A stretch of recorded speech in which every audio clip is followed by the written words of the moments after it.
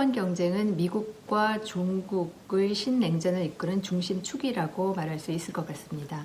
중국이 실질 GDP에 있어서는 미국을 넘어서고 또 4차 산업혁명으로 이 현재 기존의 국제 질서, 시장 질서가 흔들리고 있는 현 상황에서 미국과 중국이 기술 패권을 가지고 경쟁하는 것은 당연한 일이다라고 말씀드릴 수가 있겠습니다.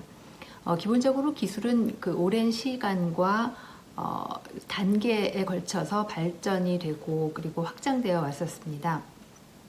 그러나 4차 산업혁명 시대에 들어서면서 모든 기술이 IT와 접목하고 또 굉장히 기술 속도도 빨라지면서 기존의 그 선진국들이 가지고 있었던 그 프리미엄들, 기술 선진국들이 기술 표준을 선점함으로써 시장을 선도한다든지 지적 재산권을 활용을 해서 후발국들의 견제를 한다든지 이런 그 프리미엄들이 굉장히 많이 희석이 되었다고 말씀드릴 수가 있겠습니다. 전 세계가 온라인과 플랫폼으로 엮이면서 굉장히 기술 속도도 빨라졌고 그리고 데이터 또한 굉장히 중요한 자원으로 부상을 하게 되었습니다. 이런 상황에서 국제 질서 그리고 시장 질서가 새롭게 재편이 될 수 없는 상황이 되었고요. 이 와중에 기존의 거의 모든 그 핵심 기술과 원천 기술을 가지고 있는 미국을 중심으로 한 서구 국가들 그리고 신흥 기술 부국으로 떠오르고 있는 중국 간의 패권 경쟁은 당연히 진행될 수밖에 없는 그런 상황이라고 말씀을 드리겠습니다. 2020년은 다시 아시다시피 2019년 미국의 화웨이에 대한 무역 제재가 조금 더 이제 심화되고 미국과 중국의 그 아주 기본적인 그러한 경쟁이 시작된 한 해라고 말할 수 있을 것 같습니다.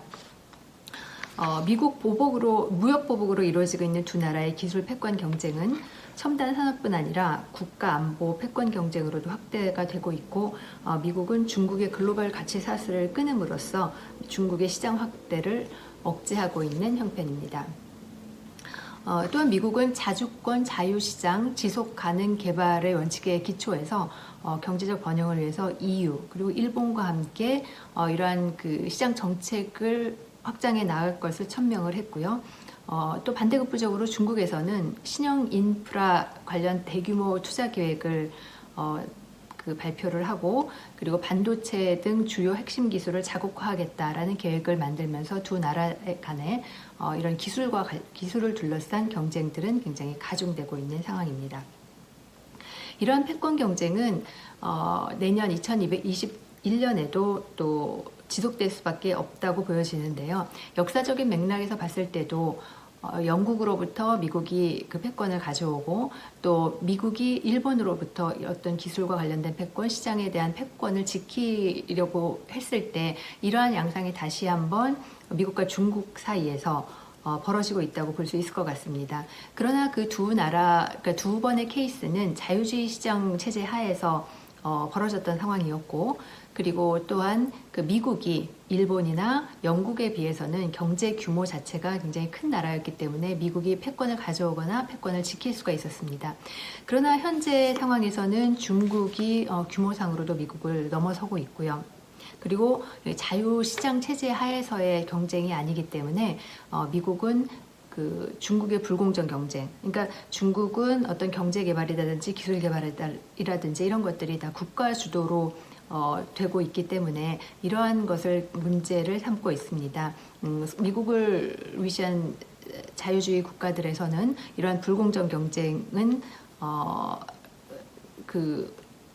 용인할 수 없다라는 이러한 지지를 가지고 중국을 압박을 하고 있는 상황입니다. 그리고 이러한 상황은 2021년 한 해를 통해서도 더욱 치열하게 전개가 될 것인데 왜냐하면 이 상황들이 누군가가 이제 패권을 가져가야 끝나는 상황이고 지금 이제 4차 산업혁명으로 굉장히 여러 가지 그 국제 질서라든지 시장 질서가 재편되고 있는 상황이기 때문에 이 재편이 누군가의 패권으로 귀속되기 전까지는 굉장히 치열하게 진행될 수밖에 없는 그러한 상황 그리고 기술 선진국인 미국의 입장으로서도 어떻게든 중국의 부상을 막아야 미국의 패권을 지킬 수 있는 그러한 상황이기 때문에 2021년에도 더욱더 이러한 경쟁은 가열화될 수밖에 없을 것이라고 생각을 합니다.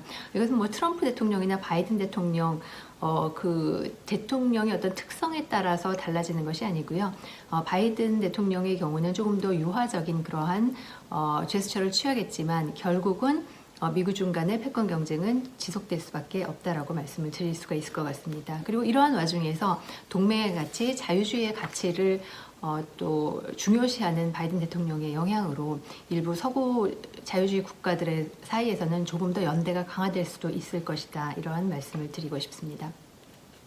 이러한 상황에서 우리나라는 어떤 선택을 해야 되는가가 굉장히 큰 문제고 굉장히 어려운 일이라고 말씀드릴 수가 있겠습니다.